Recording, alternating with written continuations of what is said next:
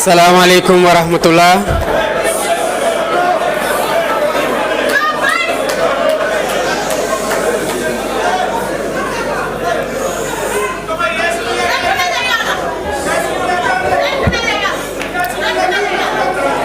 Assalamualaikum mbooloo mi.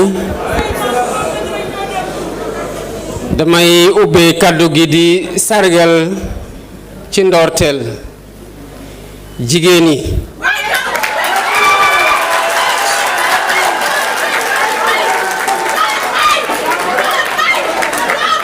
di leen sargal ci weer wi ñu dugg tey mu am semaine goo xam ne dañu leen ko jagleel du caagi ne semaine googu ngeen yellool waaye yéena moom at bi yépp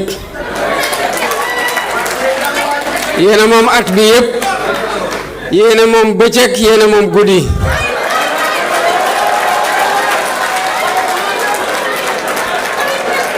yéena moom àdduna ndax yéenay joxe dund kon day jaadu ñu sargal leen bu baax a baax a baax dafa am benn woykat bu wax ne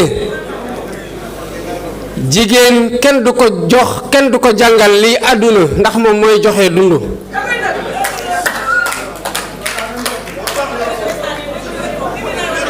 kon ci bésu 8 mars bii ñuy dugg suba hommage bi may rendre jigéen yi ci coalition bi prétexte la ci man pour ma rendre ko jigéenu Sénégal yépp ak jigéenu àdduna bi yépp waaye di taxaw ci lu ñu dajale fii tey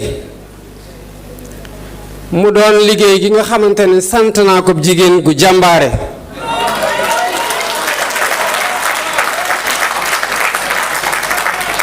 jigéen gu am jaar-jaar ci Sénégal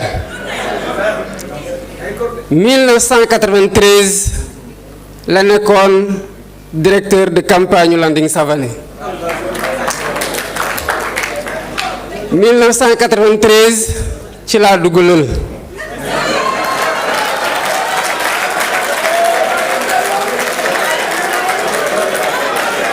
boo demee Njagañaaw ci village bu ñuy wax Njaanjaay nga laajte fu ñuy duggee lël muy Njafangara maa ngi bokk ci génération 93 1993 laa am entrée en 6e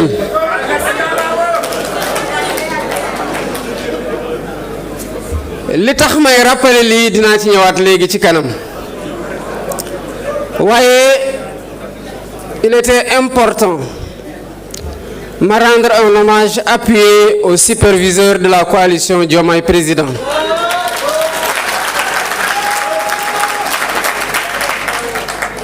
man maa ko tànn fekk maa ngi kaso maa ko tànn def ko superviseur de la coalition Diomaye Président fekk maa ngi kaso kon fii dara beesu fi kenn mënul bindaat taarixu coalition Diomaye Président am na ñaar ñi fi nekk dafa doy seede te kenn rek laa ciy jël ci moom muy docteur Abdourahmane Diouf ni ma ko mënoon jëlee ci Serigne Diop te seede na ko sànq maa leen woo téléphone kaso docteur Abdourahmane Diouf dama ko ne gis naa ne gàllankoor nañu sa candidature gis naa ne xeex nga ci li nga ci mën tant que yaa ngi doon xeex pour sa candidature taxaw duma la woon mukk du woo jamais pour di la ne kaay jàppale ma parce que je ne fais pas la danse des vautours dama doon bàyyi ba xam sa xeex fu muy em fu mu nekk nii li nga bëggoon amuloo ko malgré mérité woon nga tey dem élection évaluer sa bopp mais donte léegi yàlla dogal na lu mu dogal mënutoo dem léegi am naa sañ-sañu ñëw ne la kay jàppale ñu. li ñuy njëkk a fàttali man ci parti politique laa bokk ni ñeneen ñi fi nekk ay leader bokkee ci parti politique man Pastef laa bokk.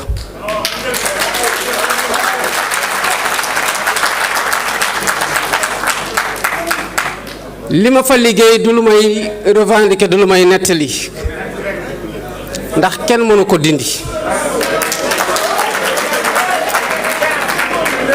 te tey laa gën a affirmer sama ancrage ci Pastef waaye la vérité aussi historique et juridique mooy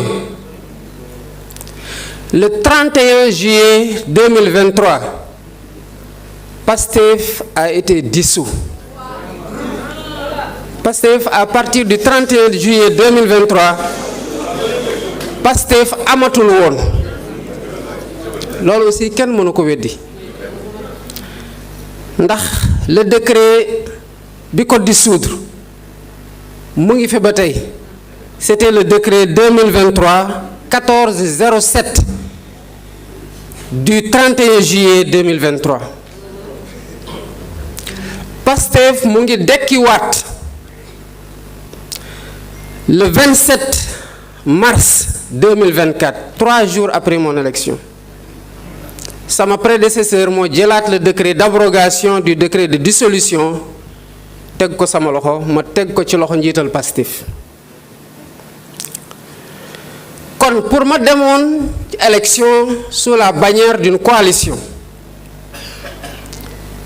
su ma yaakaaroon récépissé wu Pastef rek duma ci dem parce que Pastef amatul woon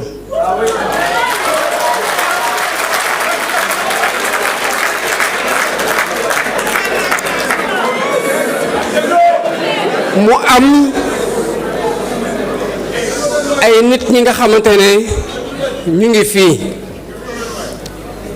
ñu yónnee ci ñoom waxtaan ak ñoom ñu jàppale ñu ñoom dimbale ñu ñoom sarax ñu abal ñu seeni récépissé ànd ak ñun pour ñu tabax suñu coalition. C'est ça la vérité de l'histoire.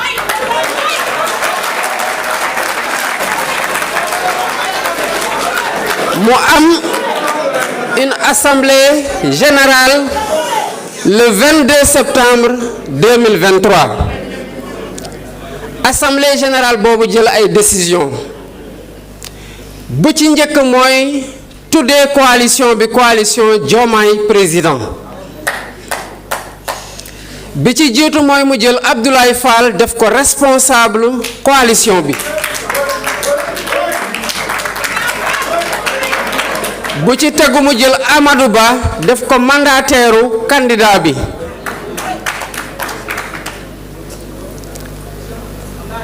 lii mooy décision yi nga xamante ne assemblée générale bu 22 septembre 2023 def na ko boobu la coalition bi juddu lii mënuñu ko changer ñu ànd ak yéen ngeen nekk ci biti di nasi pexe di waxtaan ñenn ñi ma nekk kaso continuer di leen woo ñuy dugg ci coalition bi ñenn ñi samay àndandoo di samay nawle ci biir Pastef di dem di leen seeti di waxtaan ak ñoom pour ñu dugg ci coalition bi madame Aminata Touré mi ñu yónnee ci moom yónnee fa El Malick Ndiaye su ma juumee nga wax ko yónnee fa Ayib Daffé yónnee fa Abbas Fall yónnee fa Yacine Fall ñu dem waxtaani ji ak moom pour mu ñëw dugg ci suñu biir coalition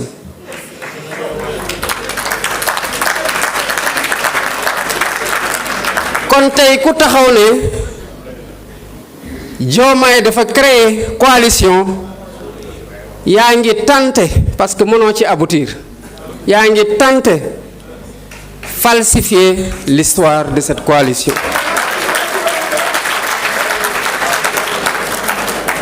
Ñu génn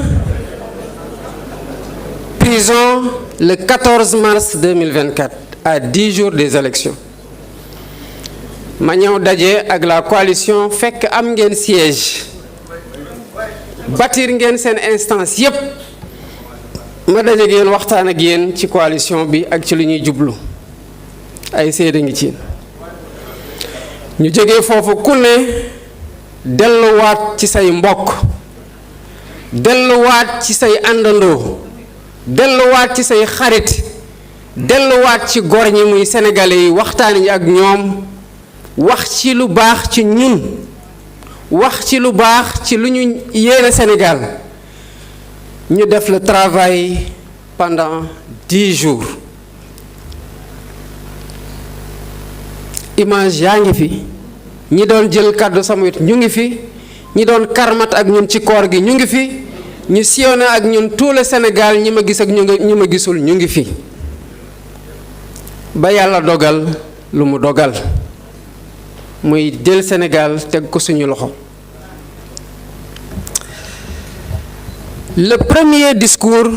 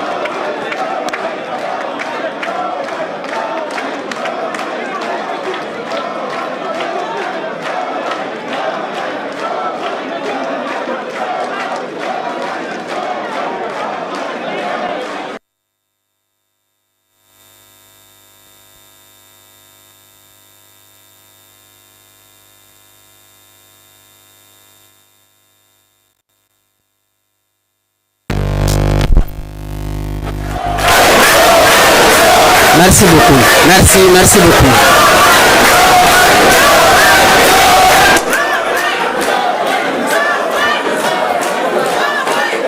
Merci beaucoup.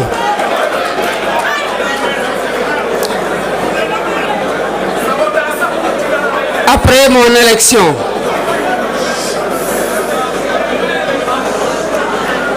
après sama élection, première wax bi ma wax man ko waxee King Fahd non pas King Fahd Radisson ci laa wax ne que je gouvernerai avec humilité. C'est important te dafay permettre ma delluwaat ci la ma doon wax en parlant de 1993. Homme politique yi fi nekk yépp ci jamono ji ñu nekk nii ci biir Sénégal ñi ànd ak ñun ak ñi àndut ak ñun dañu war di garder en tête que le Sénégal n'a pas commencé avec nous.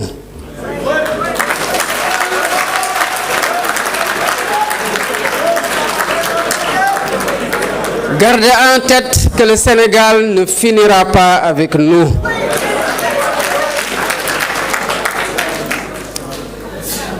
Déjà pour bañ a dem fu sore dañoo dugg école ñi ñuy jàngal les résistants ñi jor ñi nekk ci la résistance armée ak ñu nekkoon ci la résistance pacifique. ñu dem ba jamono ñu ne ñu les porteurs de pancartes de 1958-59 ba ñi fi nekkoon ci bu ñuy moom suñu bopp ba ñi xeex ci trajectoire ñu xam ci biir Sénégal yépp bu ñu toogee fii tey di wax di nettali trajectoire politique ak démocratique bi tax man ma nekk président de la République tey loolu commencé wul 2024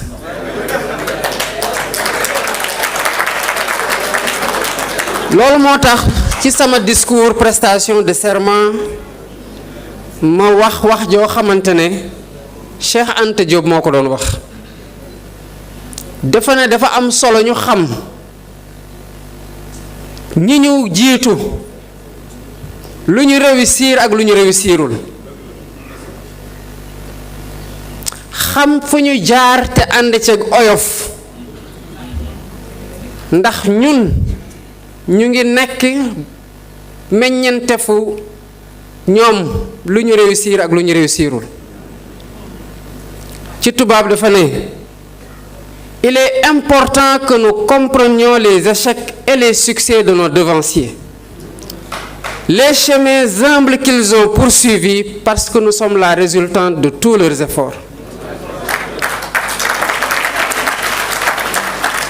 Suñu responsabilité ci loolu ci puñ fi nekkee en tant que génération de leaders, quel que soit ku nekk say responsabilités au niveau étatique ou politique,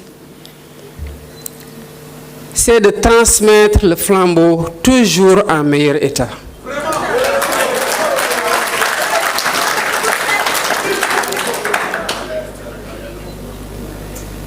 loolu moo tax ma doon fàttaliwaat ci sama discours 31 décembre 2025 di dalal xelu Sénégalais yi, ñi ànd ak man ak ñi àndut ak man, ñi politique ak ñi politiqueul, ñi nekk ci wàllu àdduna ak ñi nekk ci kilifa diine yi. li ma yàlla dénk maa ngi koy saytu ak xel gu mat sëkk.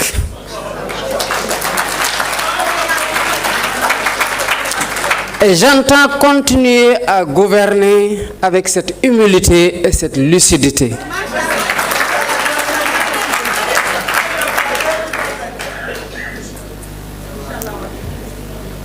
fu ñu jóge ñun ñëpp xam nañu ko. ñaanu nit ñu baax ñi ci réew mi ak matugu askanu Sénégal ak njàppandalu yàlla sunu boroom moo ñu may tey ñu am lii ñu am fii tey. ay réew yu bari yu nekkoon ci fi ñu nekk tabbi nañ ci guute tey ñu ngi ciy jéem a génn mënuñu ko. xel xalaat lay jëriñ.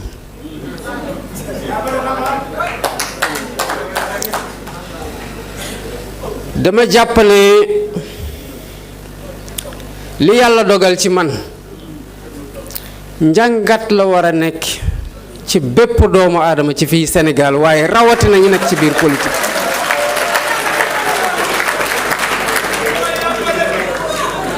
ambition personnelle ku ne mën na ko am, ku ne war na ko am, ndax ku amul sa ambition personnelle mënoo porter les ambitions d'un État et d'un peuple. mais na utin gi rafet.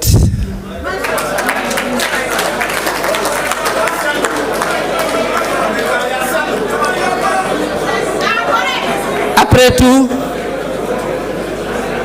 ku fi yëkkati loxo de dama bëgg jiitab sénégalais nga rek, te sénégalais yi rek nga mën a jiite, kon na utin gi rafet.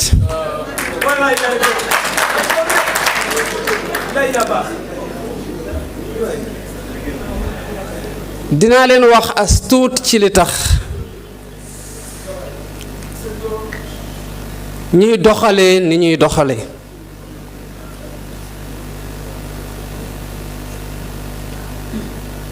bu mbir ne këtt ne jon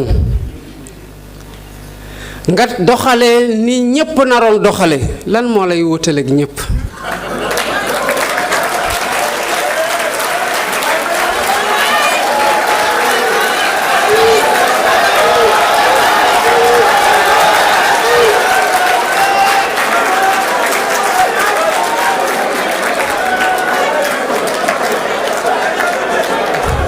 man xam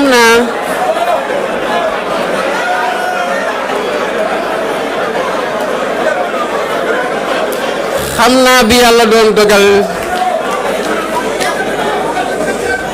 xam naa bi yàlla doon dogal lu muy dogal ci man fan la Sénégal toll woon. xam naa ko bu baax ci féewaloo, ci gaañu gaañu ci xol yi, ci mettital waaye xam naa bu ñu egsee yaakaar gi sénégalais yi am ci ñun am ko ci man bu ñu ñëwee saytu gis ni mbir ñi mel xam nañu jafe-jafe yi ñu fi fekk te xam nañ coono askan wi bu ñu doxalee diir xam nañu ne li ñu am yéene donte lu ñu def am na solo sori na lool ak li ñu yéene Sénégalais yi ci jàmm kon jafe-jafe ngi fi ma jàpp ne li ñu war te waruñu ko mukk réere mbir mooy concentré wu ci essentiel bi mooy liggéey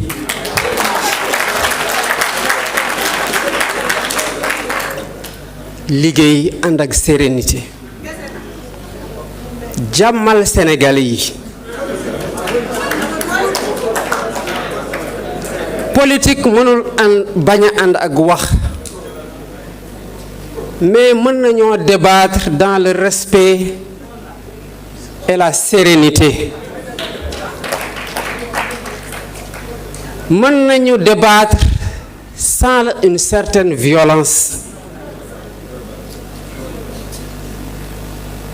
parce que nii laa gisee ne bu ñu fi jaaree defar Sénégal keneen man jàpp naa ne yoon wi moo gën a gaaw ci defar Sénégal lan la fi noonoo di uti ak wax gu ñàkk tegin ci diggante ñi bokk langue gi muy langue politique bi daf fi amul yoon te war nañu moytu di ko suuxat man dama jàpp ne que fi ma fekk Sénégal ak coono yi ma gis Sénégalais yi sonn coow waruma am na bés madame la superviseure générale ñëw wax ak man ma ne ko xam naa ne am ngeen lu leen metti waaye muñ la leen ma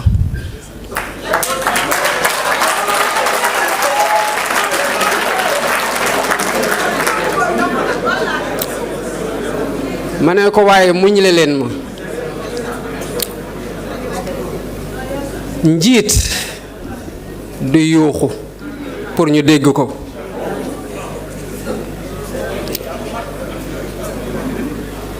le silence a beaucoup de vertus énormément de vertus rawatina nag boo nekkee ci dëkk goo xam ne bu yëngatoo ñi ñu boot te ñu doyulee leen muy suñu kilifa yi commencé di woote mu wóor la ne seen xel dalul ñu nee la ci yow la ñu yaakaar nooy def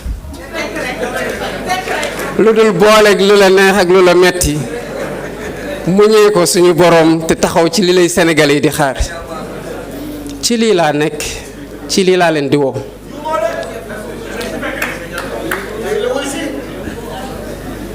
bi may wax nañu jóg ci tabaxaat suñu coalition c'est parce que santé naa ko ñu toog diir motul la coalition n'a eu que 2 activités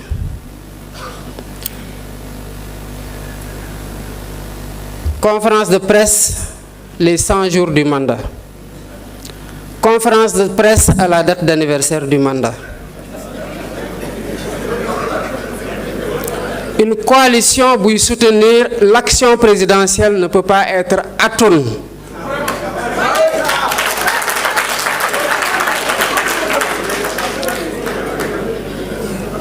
La coalition doit être présente. Moi, dans ma lettre aux alliés que vous êtes,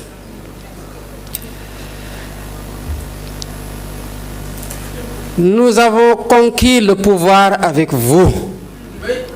Nous devons l'exercer avec vous.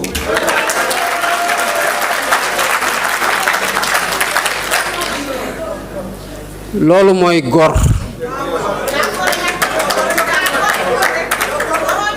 Mënoo dem ci ay nit ne leen dama bëgg dem ci élection waaye fokk ma am récépissé bu ñëpp bañoon doo présenté wu kon balaa ngay naam ne fa li tax nga nekk fa mooy abal nañu la ay récépissé ba nga bokk après li ci apport ku ne mën na wuute waaye c'est la somme de ces apports moo ñu jox les 54,28% qui nous ont élus.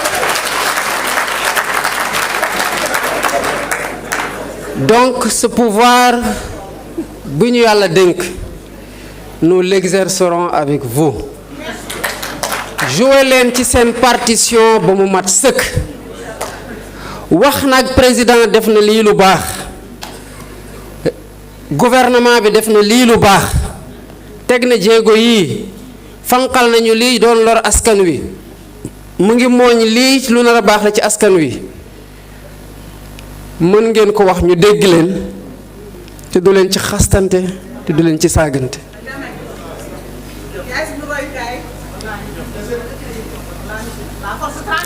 Pour xuloo il faut 2 personnes.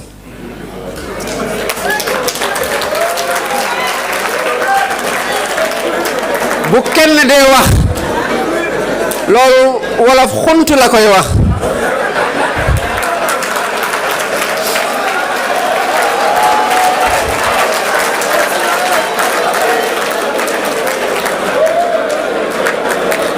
xuntu nag xuntu mënuñu tere kenn mu xuntu waaye mën nañoo bañ a fekk ci kenn ci xuntu ba mu doon xuloo ba ñuy déconcentré ci li ñu war a nekk di distraire ci li ñu nekk di liggéey.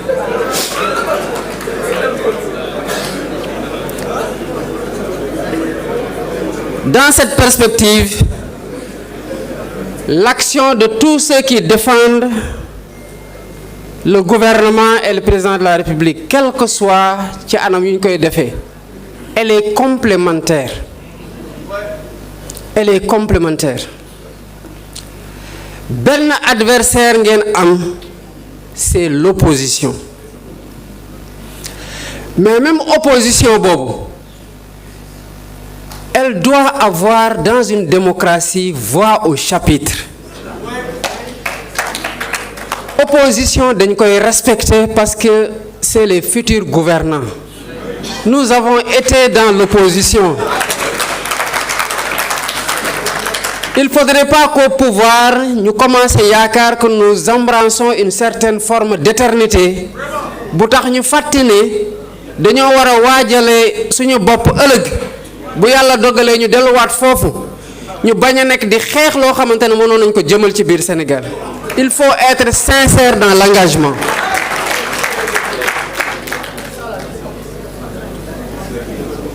lii moo tax ba ma jàpp ne que le Sénégal ne nous appartient pas, nous les politiques. Il appartient à tous les Sénégalais. Les devanciers, nous leur devons reconnaissance et préservation du legs. Aux générations actuelles, nous leur devons protection ci seeni droit seeni àq ak seeni yelleef pour ñu mën a am la respiration démocratique bu nekk seen idéal bi tax ñuy xeex bu tax ñuy engagé wu. Aux générations qui viennent, nous devons leur préparer un environnement politique, social et économique serein.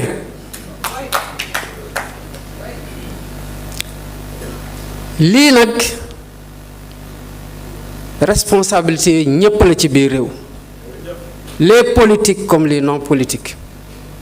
lii moo tax lépp lu ñuy def ñu ciy jiital le dialogue. Je crois à la vertu du dialogue. dama gëm ne réew dañ koy waxtaane dañ koy pencoo. En 2016, j'ai fait mon premier débat politique dans le cadre de la réforme du Code des mines. ma ñibbi, le directeur général des mines et de la géologie de l'époque, Ousmane Cissé, par le biais du présentateur de l'émission Pape Alé Niang, saisir Pastef pour ne ñun nañu dugal nos observations et notre contribution ci réforme code des mines. Ñu def ko may point yu important yoo xam ne ci suñu xalaat googu la duggee ci code des mines te pourtant ñu ngi woon dans l'opposition, mais le code des mines c'est le code des mines du Sénégal. bu nekkoon ne dañuy jàppoon rek ci opposition bi lañ nekk bañ ñoo laaj suñu xalaat kon tomb yooyu du tukkee ci ñun ba dugg ci code des mines du Sénégal. kon xalaat gu rafet gi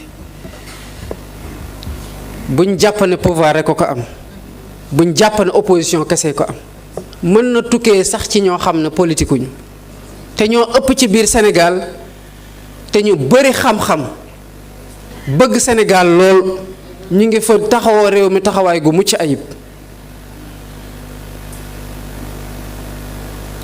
Nous avons dialogué, nous allons continuer à dialoguer avec tous les acteurs. La coalition, li ma leen santoon ci terme de référence yi, c'est qu'elle doit être ouverte, elle doit être efficiente, elle doit être opérationnelle et pleinement au service de la vulgarisation de l'action du gouvernement.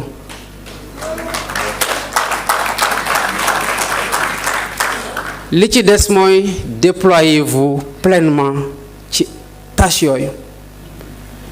La coalition doit être structurée pour être opérationnelle. Loolu moo tax ñu ne restructuration. dafa am loo xamante ne nu ñu tëggee woon coalition bi ak nu mu doon doxe mënu ko woon moo waraloon la léthargie de la coalition. loolu lañ nekk di corriger pour que coalition bi mën a taxaw sur ses deux jambes, mën a soutenir pleinement sans vaciller, avec toute la force qu'il faut, tout le dynamisme qu'il faut, toute l'efficacité qu'il faut, l'action du gouvernement et du président de la République. Ne vous en détournez jamais. Ne vous en détournez jamais. La coalition doit être présente partout. C'est une coalition au pouvoir. Elle doit être partout, dans tous les départements, dans toutes les communes, dans tous les villages, dans tous les quartiers. Parce que Sénégalais bu nekk fu mu mën di nekk war na xam ñun ci lan la ñu nekk, yan action lañ posé, lan mooy suñu gàllankoor ci lu ñu mën ak naka la askan wi di ñu soutenir, parce que sans le soutien de ce peuple, le gouvernement ne peut rien faire durablement. ci lii lañu leen di woo bu leen ci kenn jële.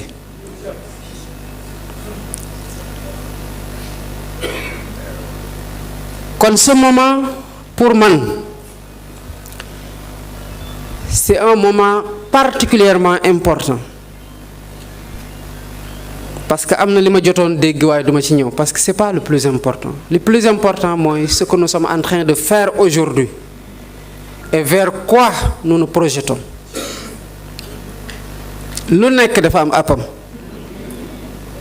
app gu ñu toll mooy app liggéey, app nekk à l'écoute des préoccupations des Sénégalais, app mobiliser suñu énergie yépp collectivement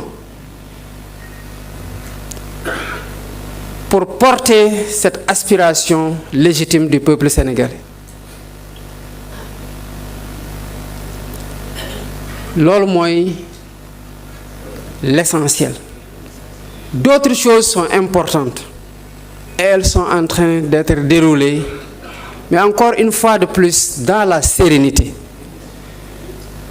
Parce que la gouvernance que nous portons est une gouvernance de sérénité. Rien, absolument rien, ne peut nous ébranler.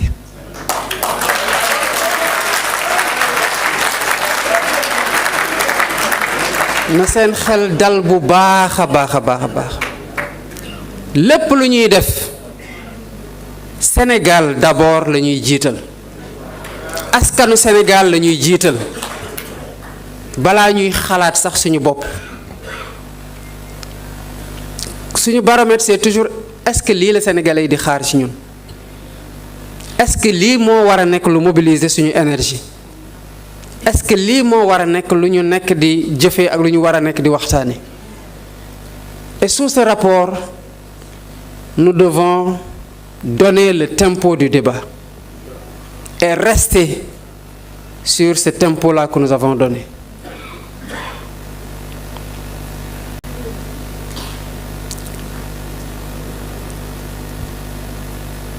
Au-delà de la réaffirmation de ces principes directeurs, de ces orientations que je donne ici aujourd'hui, ce moment était pour moi un moment de reconnaissance. Reconnaissance envers yéen ñëpp ci li ngeen def boobu gisaguma leen boobu maa ngi kaso ci li ngeen def bi ñu génnee ànd xeex ci li ngeen def bi ñu yàlla mayee nguur mu am ñiñ ci nommé ñu ngi liggéey di accompagner l'action de l'État am ñuñ ci nanguwul ñuñ ci nommeegul ñu ngi muñ ànd ceeg sérénité te di continuer loyal et fidèle aux idéaux de cette coalition et de notre projet. kon reconnaissance boobu mënuñu ci ñàkk a wéy man je veux être le gardien de ces valeurs.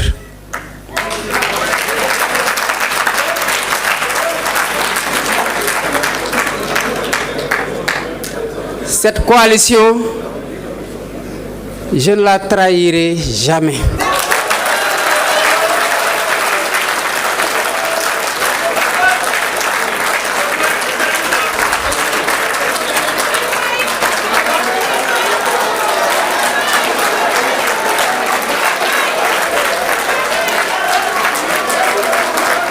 Merci beaucoup.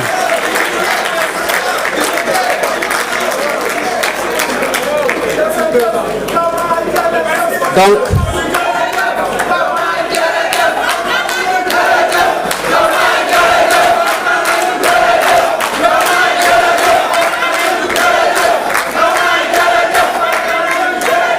merci beaucoup. Je voudrais terminer par wax leen ñi nga xamante ne j'ai eu l'occasion toog ak ñoom ak ñi nga xamante ne j'ai pas eu l'occasion toog ak ñoom ak ñi nga xamante ne ils sont en train de soutenir mon action et l'action du gouvernement. Vous dire merci.